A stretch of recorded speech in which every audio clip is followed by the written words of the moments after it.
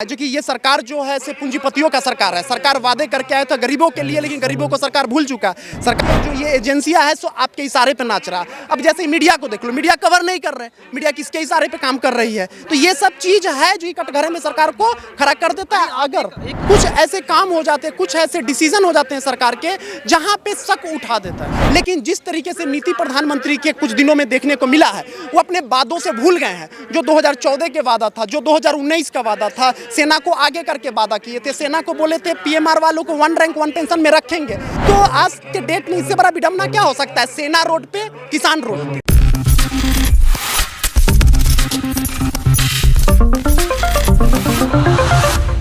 नमस्कार, मैं हूं कपिल और आप देख रहे हैं नेक्स्ट 9 न्यूज। अगर विपक्ष की बात करी जाए तो लगातार ये कोशिश कर रहा है कि साथ आए, और अगर साथ आता है तो शायद मोदी सरकार को एक बड़ा झटका दे सकता है। लेकिन फिलहाल जो विपक्ष नहीं कर पा रहा, क्या वो काम जनता कर सकती है? क्या वो काम मोदी सरकार के खिलाफ जो मुद्दे हैं वो कर सकते हैं? ये बड़ा सवाल है, क्योंकि ओल्ड पेंशन अगर स्कीम की बात करी जाए या फिर तमाम ऐसे मुद्दे जिनको लेकर लगातार ये कह रहे हैं कि सरकार आखिर हमारी क्यों नहीं सुन रही है। सरकार के खिलाफ मांगों को लेकर जो है हम देखते हैं कि जंतर मंतर पर धरना दिया जाता है। तमाम जगहों पर दिल्ली के अंदर हम देख रहे हैं कि लगातार धरना प्रदर्शन जारी है, लेकिन सरकार सुनने का नाम नहीं ले रही है।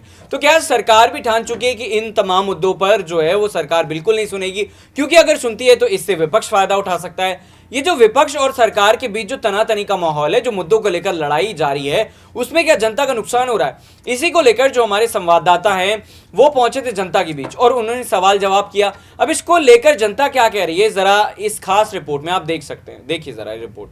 दर्शकों, लोग बहुत मिलते हैं, लेकिन कुछ लोग ऐसे होते हैं जो कहीं ना कहीं अपनी आवाज़ को जनता और सरकार तक पहुंचाने का प्रयास करते हैं। तो कई सारे मुद्दे आप देखते हैं ज़मीनी स्तर पर, जहां गरीब रोटी कपड़ा मकान की बात करता है, जहां विपक्ष सरकार सत्ता पक्ष को घेरने का प्रयास करती है, वहीं देखा जाए तो आज तमाम मुद्दे ऐसे हैं जो अन्य मुद्दों से हटकर हैं। जैसे कि हम बात कर रहे हैं ईडी, सीबीआई, आईटी, ये तमाम एजेंसियों पर लगातार चर्चाएं की जा रही हैं कि क्या ये अपने लोकतंत्र को भूल रहे हैं। दूसरा सवाल यहाँ पर ये उठता है कि जिस तरीके से तमाम एजेंसियाँ यहाँ पर विपक्ष को घेरने का प्रयास कर रही हैं, तो फिर अडानी को क्यों नहीं? ये तमाम मुद्दे इस वक्त खड़े हो रहे हैं। लेकिन हमारे साथ इसी मुद्दे पर बात करने के लिए मौजूद है ब्रजेश राठौर जी। आपका बहुत बहुत स्वागत है सर। Thank you sir. पहले आप अपना छोटा सा एक परिचय दे देंगे तो अच्छा रहेगा। मैं ब्रजेश राठौर हूँ, मैं पटना से हूँ। और सबसे पहले तो आपको धन्यवाद देना चाहूँगा कि जहाँ नेशनल मीडिया हमें कवर नहीं कर रही है और आप जैसे लोग जो आके कवर कर रहे हैं और उन सारे लोगों तक पहुंचाने की कोशिश कर रहे हैं। और मैं आपके चैनल के व्यूअर को भी यही रिकमेंड करूंगा कि आपके चैनल को ज़्यादा से ज़्यादा लोग देखें।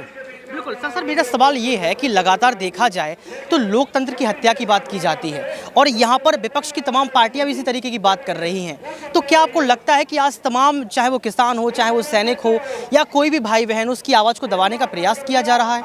देखिए, हमें सरकार पे आस्था रखना चाहिए, लेकिन आस्था रखने के साथ साथ में दिमाग और दिल काम मैच नहीं कर पा रहा है। ठीक है, सरकार जो काम कर रही है उस पे आस्था रखना चाहिए कि हाँ कर रही है, लेकिन कुछ ऐसे काम हो जाते हैं कुछ ऐसे डिसीजन हो जाते हैं सरकार के जहाँ पे शक उठा देता है। कुछ ऐसे काम हो जाता है शक उठा देता है।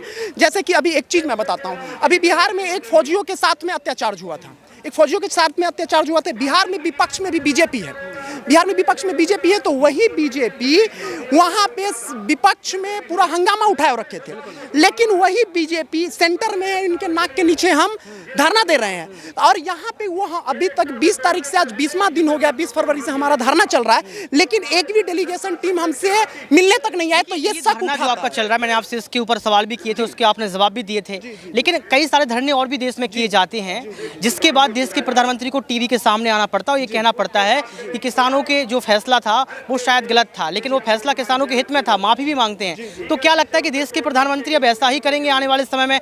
तमाम मुद्दों को जो है आप लोग साबित कर देंगे और देश के प्रधानमंत्री माफ़ी मांगेंगे? देखिए, हम किसी को माफ़ी मंगवाने के लिए नहीं आए हैं, लेकिन जिस तरीके से नीति प्रधानमंत्री के कुछ दिनों में देखने को मिला है, वो अपने वादों से भूल गए हैं। जो 2014 के वादा था, जो 2019 का वादा था, सेना को आगे करके वादा किए थे। सेना को बोले थे पीएमआर वालों को 1 रैंक 1 पेंशन में रखेंगे, लेकिन उन्होंने रखा नहीं है।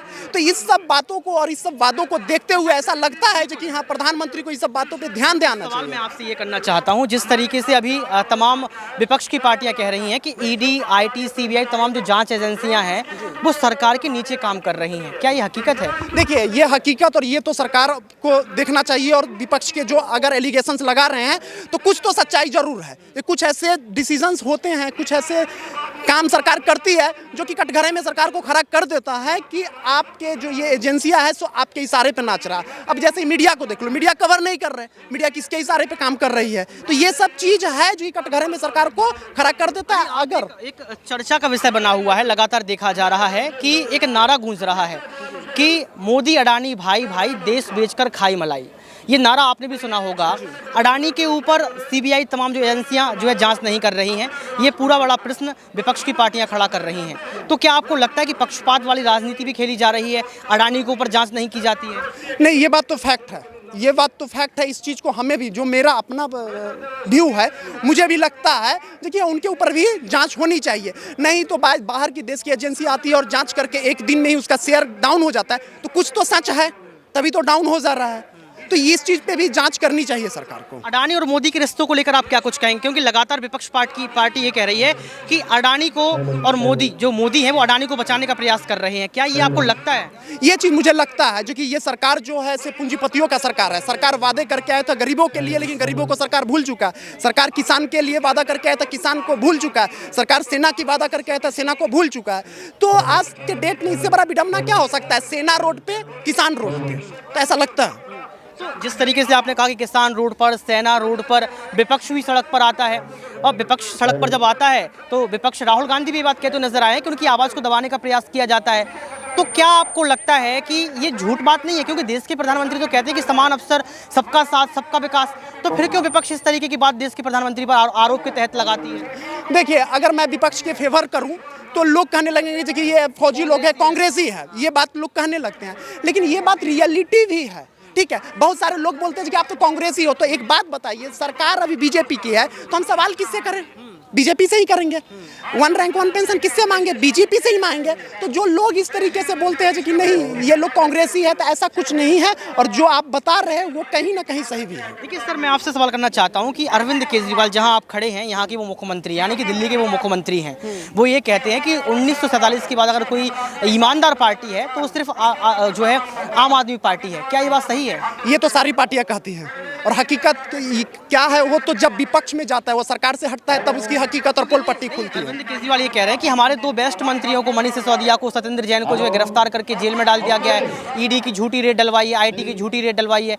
इसको आप कैसे देखते हैं? देखिए सर, इसके बारे में उतना डीप तो मैं नहीं बोल पाऊंगा जो कि कैसे देखता हूं, लेकिन ये बात फैक्ट है जो कि वही नेता जब तक कांग्रेस में होते हैं तब तक वो दोषी होते हैं, और जैसे ही बीजेपी में चले जाते हैं तो कौन सा फिल्टर है जो फिल्टर में छन जाते हैं। एक सवाल आपसे करना चाहता हूँ कि यहाँ पर मोदी सही है या फिर यहाँ पर जो है अरविंद केजरीवाल जो बात कह रहे हैं वो सही है? नहीं, इस पे मैं कमेंट नहीं कर पाऊंगा, नहीं कर। तो देखा आपने कि किस तरीके से ऋतिक पहुंचे थे जनता के बीच और उन्होंने सवाल किए, उन्होंने जानने की कोशिश की कि आखिर जो है वो बीजेपी को अगर केंद्र की बात करी जाए तो वहां पर क्लियर मैंडेट मिलता है, लेकिन विधानसभा के चुनाव में जो सरकार है वो कई जगह हार जाती है, कई जगह जीत जाती है।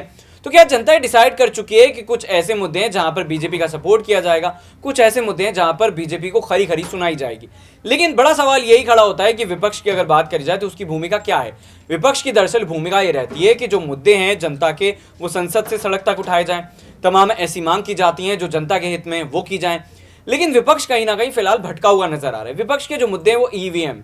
अब अगर ईवीएम की बात करी जाए तो जनता भी भली भांति जानती है कि ईवीएम से चुनाव हो या जो पोस्टल बैलेट होते हैं उनसे चुनाव हो, बीजेपी हर जगह जीत जाती है। एक बड़ा सवाल यह भी उठता है कि अगर ईवीएम से चुनाव होता है हिमाचल में और कांग्रेस वहां पर सरकार बना लेती है तो सवाल क्यों नहीं खड़े होते? हम देखते हैं कि दिल्ली में एमसीडी के चुनाव होते हैं, वहां पर बीजेपी हार जाती है, यानी कि उसे मैंडेट नहीं मिलता, उसे हारना ही हम बोलेंगे, वहां पर भी सवाल नहीं खड़े होते। तो क्या विपक्ष के पास कोई मुद्दा नहीं है? और जो मुद्दा उठता है वो मोदी अडानी का उठता है, शेयर मार्केट से जुड़ा हुआ होता है, जो जमीनी तौर पर जनता है, जो निचले तबके की है, उसे ये बातें समझ में नहीं आती हैं। तो मोदी सरकार जिस तरीके से अपना प्रचार करती है, आप देखिए कि डिजिटल इंडिया लेकर आई है, उसके बाद से लगातार जो फेसबुक पर दिखता है, जो दिखता है वही बिकता है। तो आईटी सेल जिस तरीके से बीजेपी की काम कर रही है, वैसा विपक्ष जो है वो नहीं कर पा रहा है, और शायद यही वजह है कि जनता जो है वो बड़े पैमाने पर फिलहाल बीजेपी के साथ नजर आ रही है। क्या विपक्ष बीजेपी को कुछ झटका दे पाएगा? सर्वे में अगर बात करी जाए तो बीजेपी को क्लियर मैंडेट मिलता हुआ नजर आ रहा है। क्या ये तमाम सर्वे बदलेंगे, विपक्ष को जो है वो बड़ी जीत हासिल होगी? इन्हीं तमाम सवालों के साथ छोड़े जा रहे। देखते रहिए नेक्स्ट 9 न्यूज़। नमस्कार।